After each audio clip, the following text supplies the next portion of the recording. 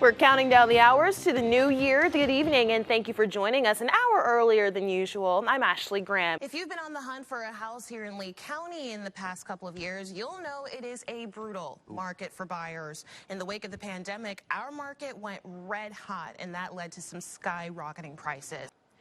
A South Florida homeowner had to spring into action Friday night after an SUV crashed into his family's pool. Yeah, they won't be swimming in that anytime soon. Cleaning the beaches isn't the only thing that the International Coastal Cleanup does. It also documents all the trash. Scientists study that material to find out which areas see the most trash and how it affects wildlife. Staying in Collier County, the curfew isn't going anywhere anytime soon.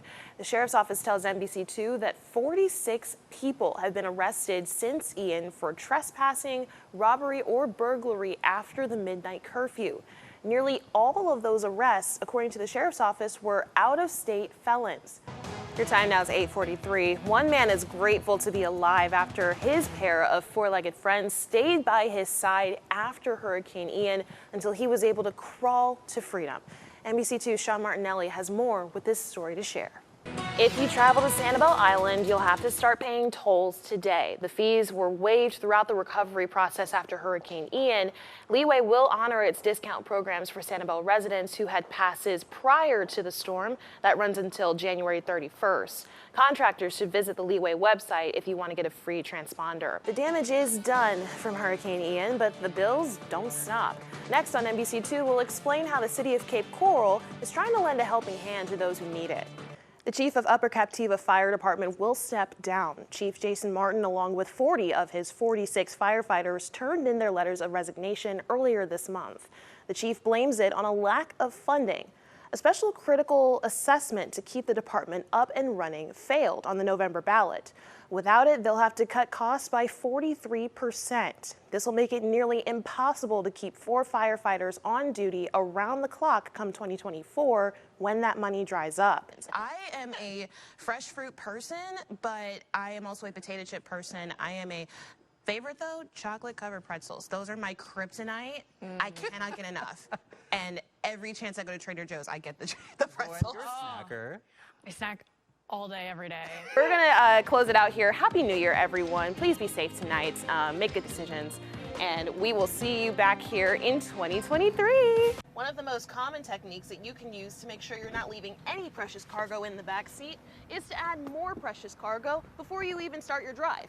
So when you finish your drive and you head to the back seat to pick up those things you left at the start of your drive, make sure you're picking up everything, your phone, your keys, maybe even your left shoe. And make sure you're doing a clean sweep to make sure everything, all that precious cargo, including your kids, leaves with you.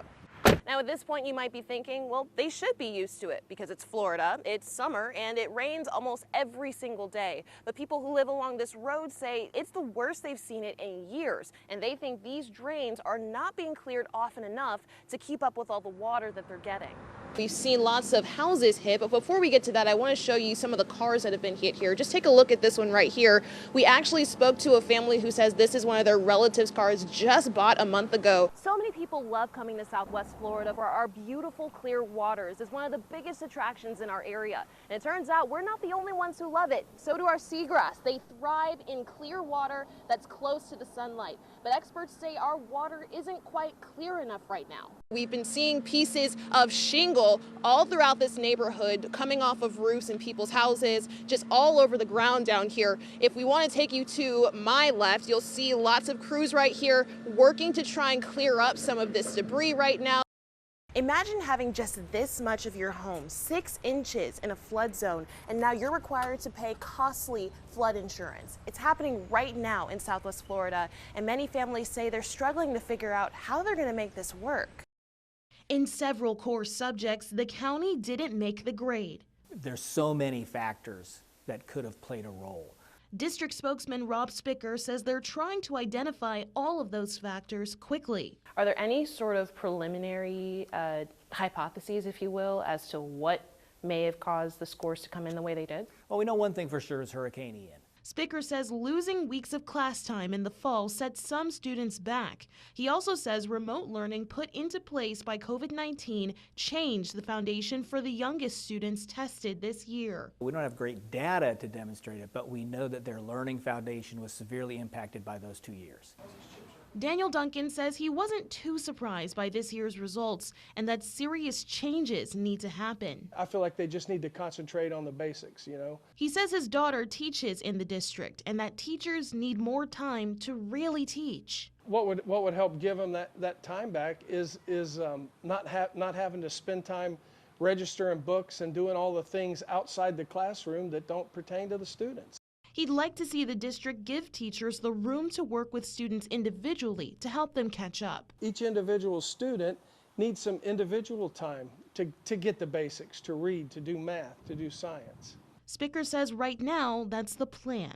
So a teacher will come to the class and introduce the benchmarks to all of them, but then break the class down into smaller groups, 2, 3, 4 students that are at the same place or need the same help, and really work on those areas with them.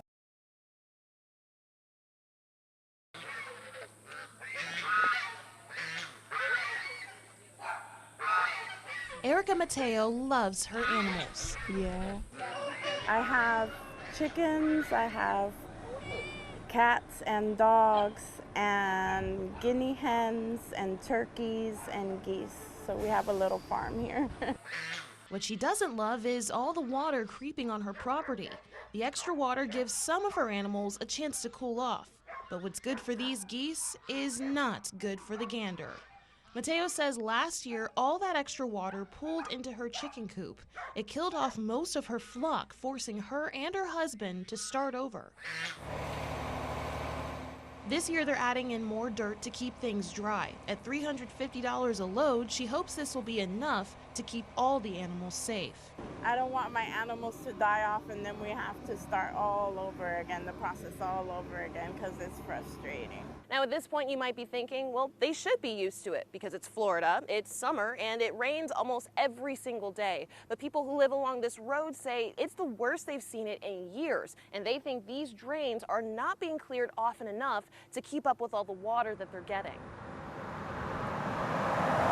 I don't really see the issue getting resolved. I mean, we do our part. As you can see, we keep our property well maintained. The ditches, we clean it out. We make sure there's no garbage or anything in the ditches and what's all. But I mean, there's only so much we can do. Crews in Hendry County are doing what they can.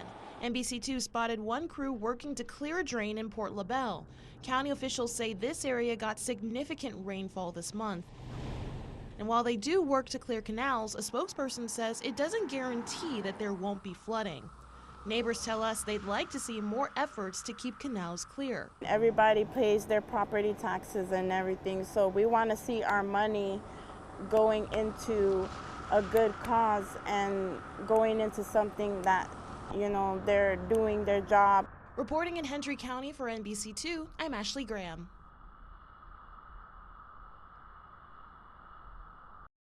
Lee Grant was home alone when the storm surge took over outside her door. The water came up 3.5 feet in about an hour. Water from the nearby canal quickly flooded outside and inside her home.